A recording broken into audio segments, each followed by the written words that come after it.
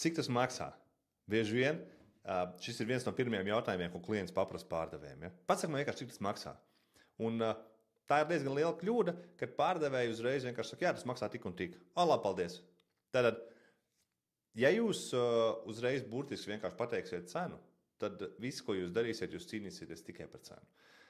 Tātad pārdošanā mums ir jāmēģina izveidot klienta galvā kaut kāda plaisa, ja? Jāsaprot vispār, ko viņam vajag, jāsaprot, kāda ir viņa vajadzība, viņam ir problēma, ja ne, tad jāmēģina izveidot tā vajadzība. Un tikai tad, kad mēs to esam izdarījuši, mēs mēģinām piedāvāt viņam pareizāko risinājumu. Tātad, ja klients, piemēram, pirmajā pašā pārdošanas sarunas sākumā, uzreiz mums prasa, cik tas maksā, ja? Ko mēs darām? Šo jautājumu nedrīkst ignorēt. Uz šo jautājumu vajag atbildēt, jo jautājums mēs vienkārši, ja mēs ignorēsim, tas klients tikai vēl vairāk sadusmos. Tātad uz šo jautājumu vajag atbildēt. Tad kā to vispareizāk darīt? Ja? Tad patiesībā vienkāršākais veids ir viņam pateikt, ka jūs esat sadzirdējuši. Jā, nav problēma. Tūlīt burtiski iziesim cauri, teiksim, visiem piedāvājumiem un pateikšu arī, teiksim, kāda mums ir varianti, cik tas maksā. Ja? Taču vienkārši patiesībā vajadzētu laikam vairāk saprast, ko tieši jūs meklējat un kurš no šiem piedāvājumiem būtu pareizākais. Jo pēdējais, ko es gribētu, ir piedāvāt vienkārši to, kas jums nebūs nemaz vajadzīgs. Ja? Un sakiet, lūdzu, kas ir tas, un mēs ejam iekšā savos jautājumos. Ja? Tātad mēs esam sadzirdējuši viņu, mēs viņam sakam, jā, nav problēma, tūlīt pat iziesim cauri visām cenām un visam, ko mēs varam piedāvāt. Tīri, lai es pats labāk saprotu, ja?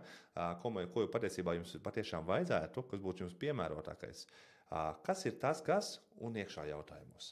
Šādā veidā mēs neesam noignorējuši klientu jautājumu, un mēs vienkārši atkal ejam tur, kur mums jāiet. Ja? Pārdošanā jums svarīgi kontrolēt pārdošanas sarunu. Sadzirdējāt, pateicāt, jā, protams, to ir izies cauri, un mēs ejam atkal savos jautājumos. Un vēl viena analoģija, ja, ko mēs varam, iedošu piemēru no konkrētas nozares. Piemēram, dzīves apdrošināšana. Ja? Sakiet, kāda zvana, sakiet, cik vienkārši maksā tā dzīves apdrošināšana. Un šeit nav iespējams iedot atbildi, ne? Tāpēc, ka tas ir atkarīgs no ļoti daudzām lietām. Un tieši to arī mēs sakam klientam. Jā, nav problēma, tūlītās iziesim cauri, teiksim, labākajiem piedāvājumiem, kas jums būtu piemērotākais jums, taču patiesībā šī summa veidojas no daudziem dažādiem faktoriem, ja? Teiksim, no risku seguma, no, teiksim, kompensācija lieluma, es pat nezinu, kas tur vēl ir, ja? No tāda. Tāpēc patiesībā būtu svarīgi saprast, kas ir svarīgi jums, un sakiet, lūdzu, kas ir tas, un ejam iekšā jautājumos. Tāpēc šādi mēs vienkārši sakām, ok, jā, tūlītās iziesim cauri visām cenām, taču man vajag nedaudz vairāk informācijas.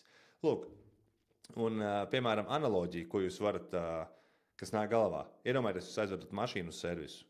Jūs iedzemat mašīnu servisā, jums saplīs uz mašīnu, ja kaut kas neiet, kaut kas grab. Iebraucot mehāniku un saka, sakiet, cik tas maksā? Es nezinu, cik tas maksā. Man nav nejausmas. Ja? Man sākumā jāpaskatās, kas tur ir saplīsis un ko vispār vajag taisīt. Un tikai tad es varu pateikt, cik tas maksā.